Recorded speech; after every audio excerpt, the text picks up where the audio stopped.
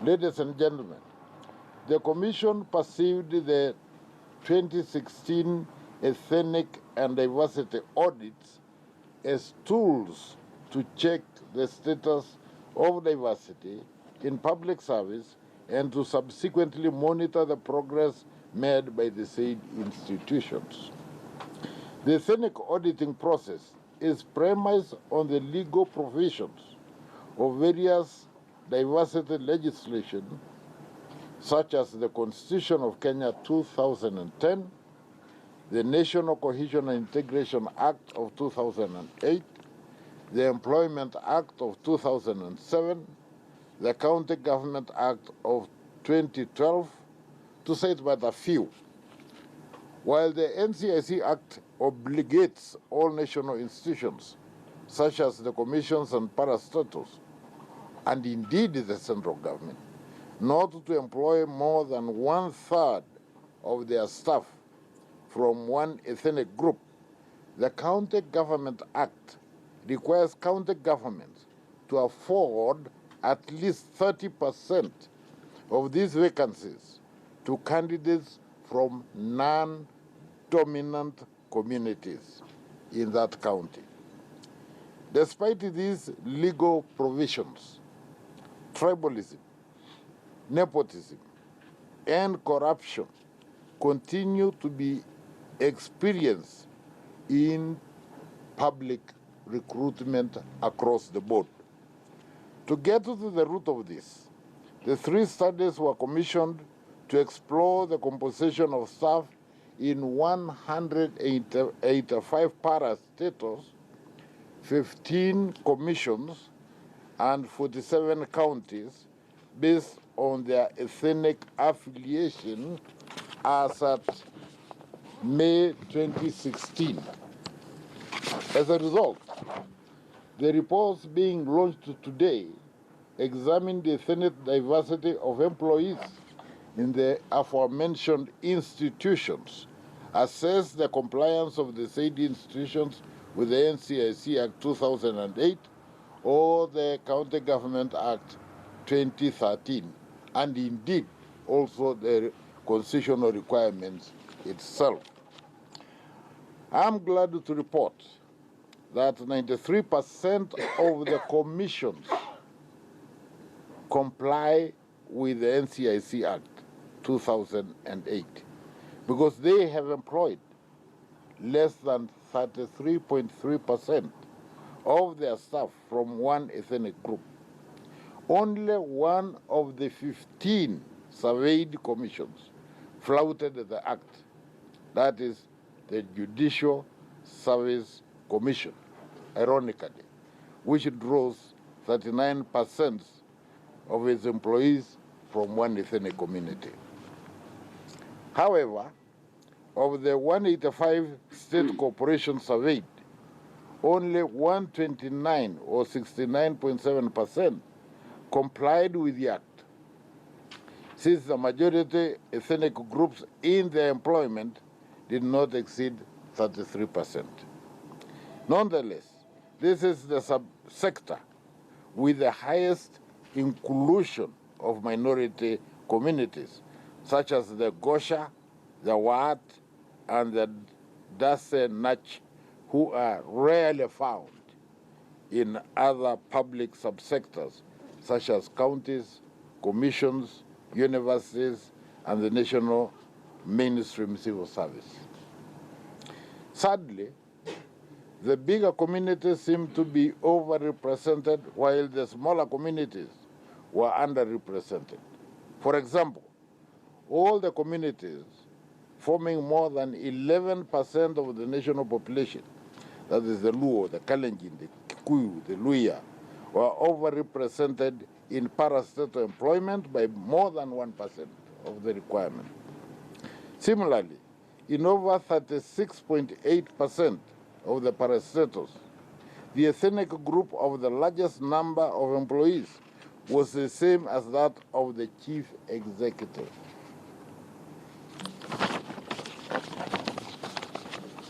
In terms of ethnic diversity, state corporations with offices in different counties were more compliant. Actually, all the 10 most compliant institutions, such as NSSF, have offices in more than one county. The most diverse institution is the Kenya Ports Authority, which has recruited 34 ethnic groups in its payroll.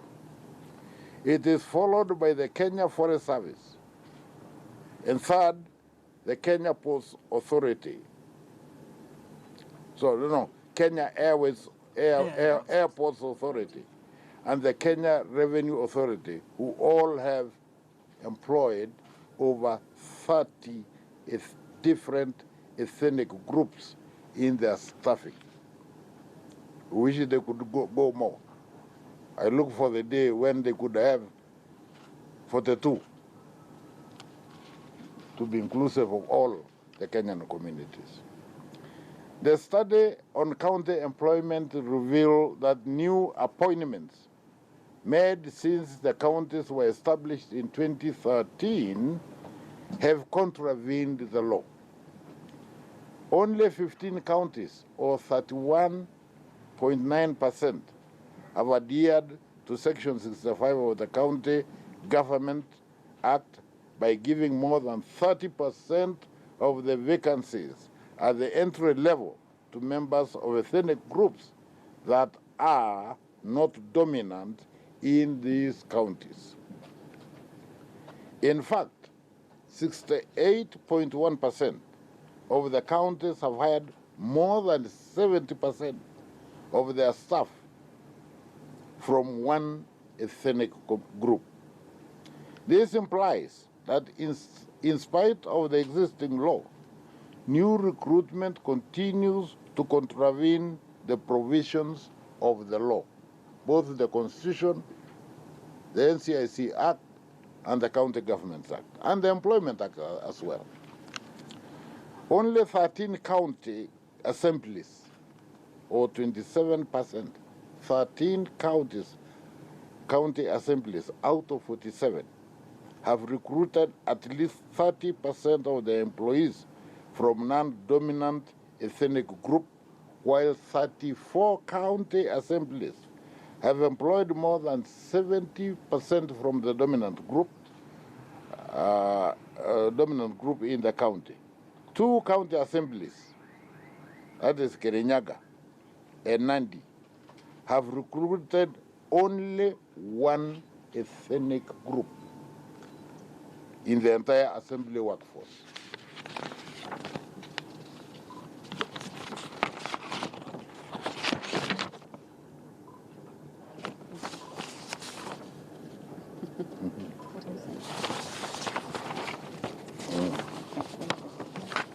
The study, however, found out that county executive committees in 18 counties were monoethnic.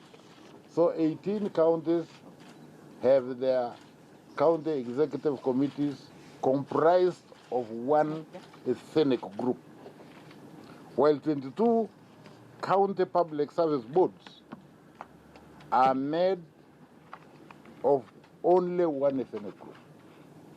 That is the employing authority in the county. 22 of them,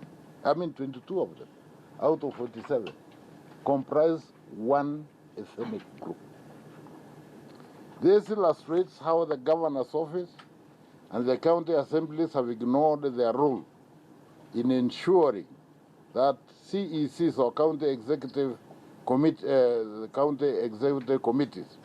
and county public service boards, are representatives as required by the County Government Act.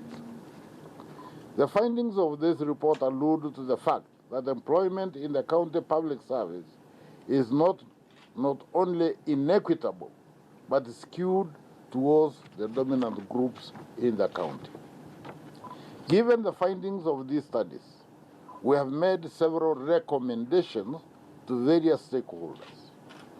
On the overall, the National Affirmative Action Fund should work with NCIC to operationalize affirmative action of ethnic minorities minority communities as envisaged in Section 56 of the Constitution of Kenya, with the aim of enhancing diversity in these institutions.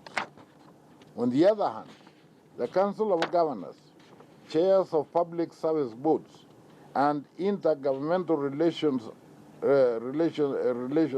agency should initiate an inter-county transfer system. Finally, NCIC should be given more powers to scrutinize and superintend recruitment by public institutions before the hiring process is concluded, so that we don't have to deal with matters post-mortem. So that is our finding for this. Those are our findings, and this is the report I want to give to the Kenyan public as required of us by law. And I urge the Kenyan people to use their constitutional rights to agitate for the right for inclusion and diversity in every employment in the major sector. Our next stop must naturally be to the central government, so that we look at the central government itself, the way it is composed, and compare to what it was when our last audit to it was done, I believe in 2010 or 2011? 2012.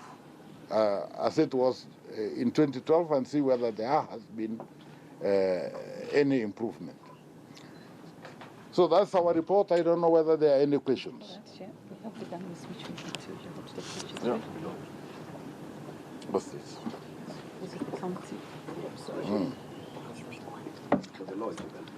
Yeah. So can some of our colleagues, this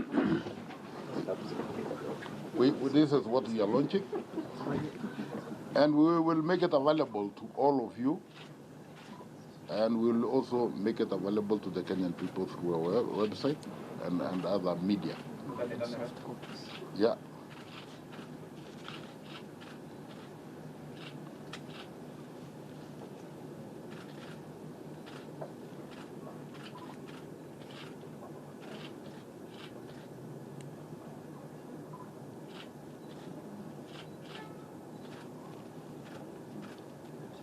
Thank you.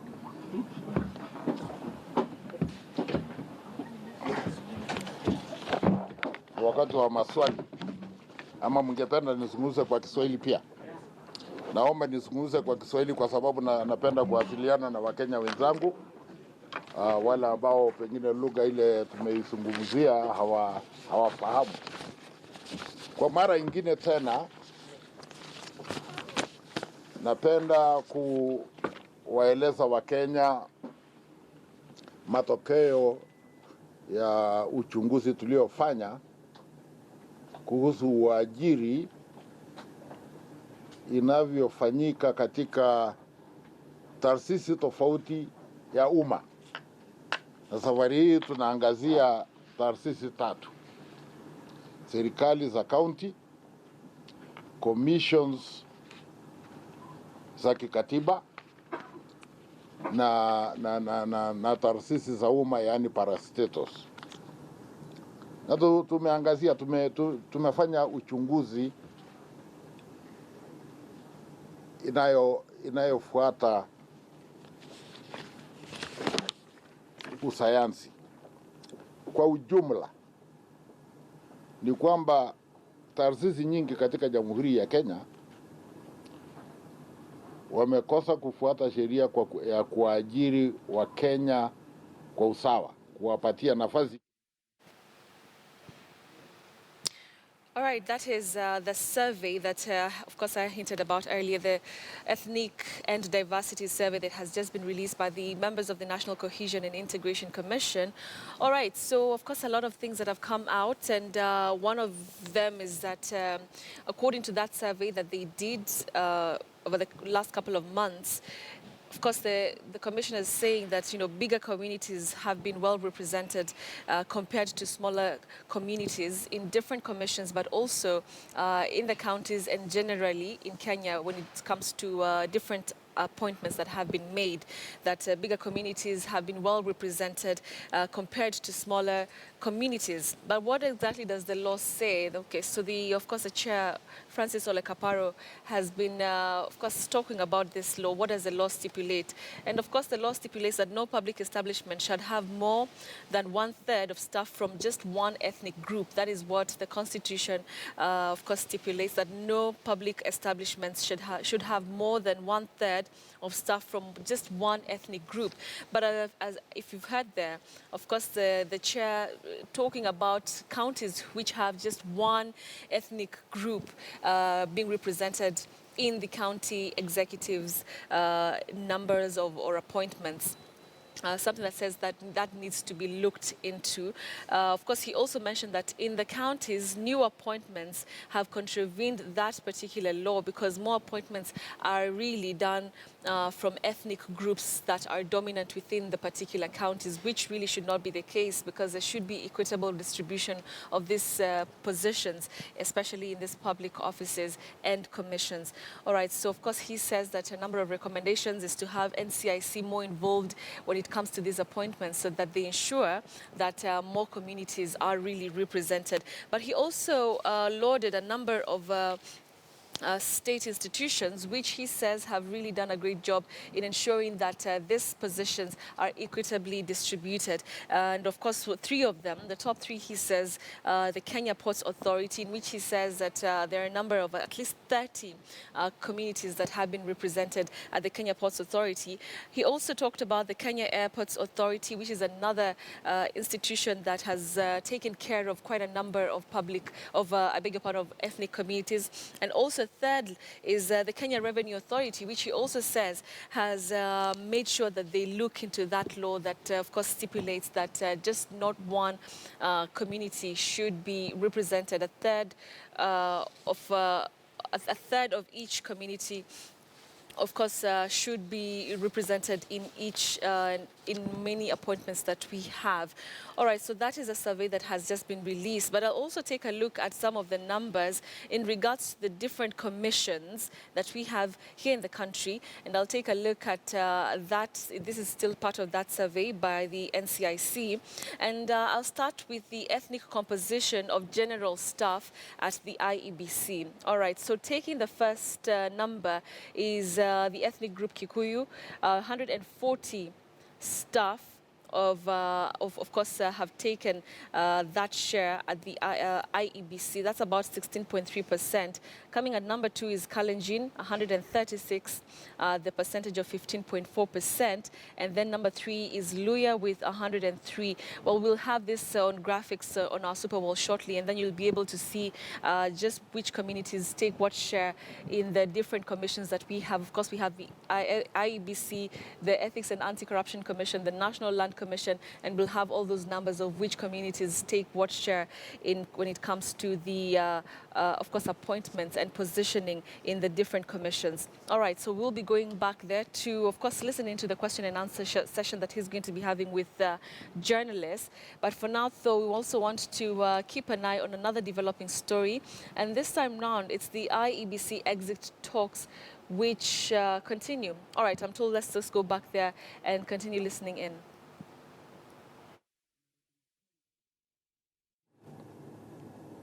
Wafanya bidii lakini bado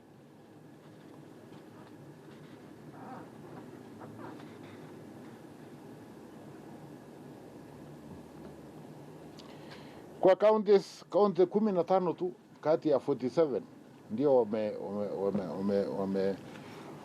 wamefuata sheria. Kwa kaunti 47, 15 peke yao wamekwisha patia jamii wale walio wachache katika kaunti zao nafasi ya 30 kwa 100 kwa uajiri ambao wameanzisha tangu 2012.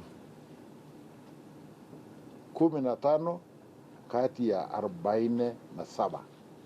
Hivyo ni kusema 32 kaunti 32 wamevunja sheria hiyo.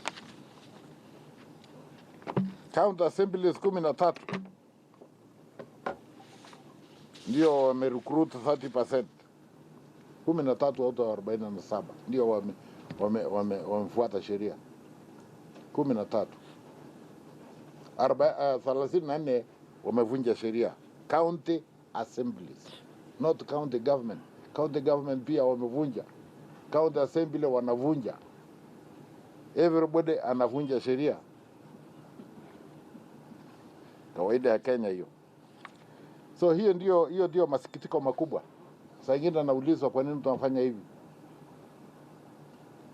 Tunafanya kwa sababu lazima Wakenya wajue ni kitu gani inaendelea kwa uajiri, kwa taasisi ya serikali.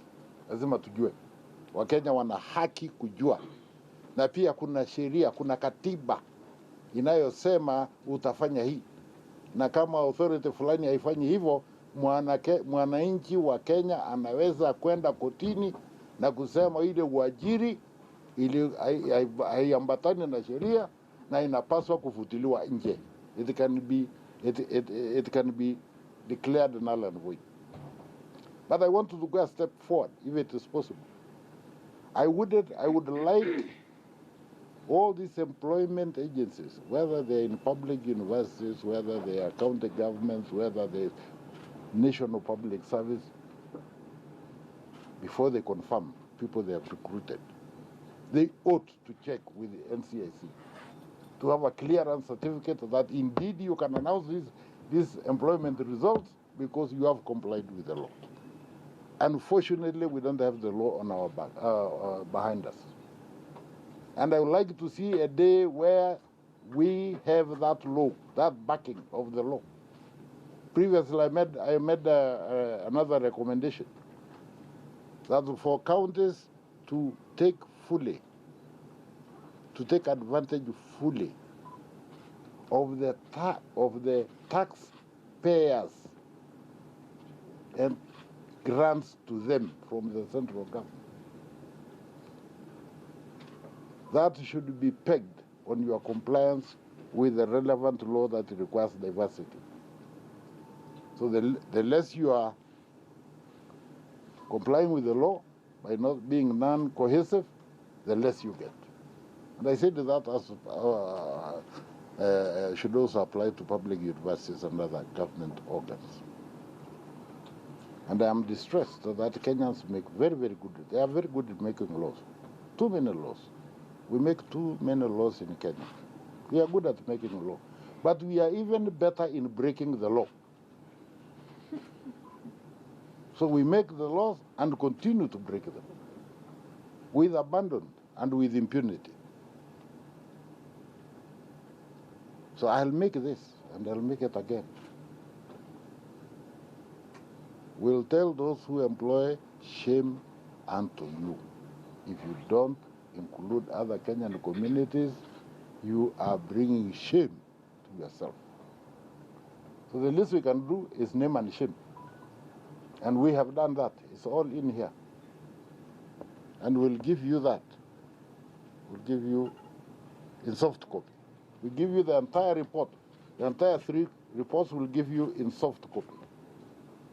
And I kindly ask you to analyze and to draw your own conclusions. And to demand, as you must, on behalf of the Kenyan people, answers to these transgressions on the written law. These things were not made for fun.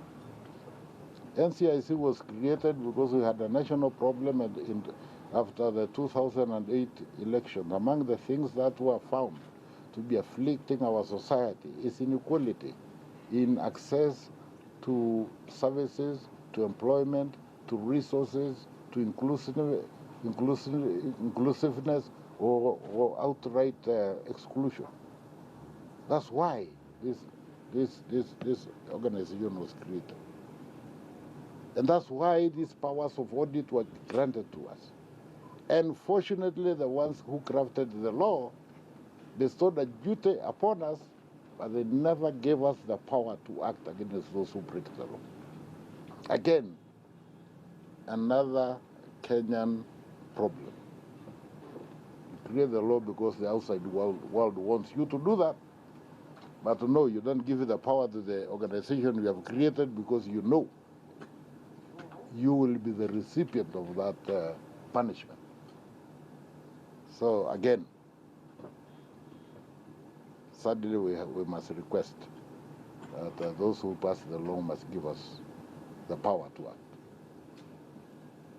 And if we don't get that power, we call upon the Kenyan people to exercise their inherent right to go to court and challenge a lot of these decisions. Thank you. I hope I have answered your questions in anticipation. Any other question that I have? Yes?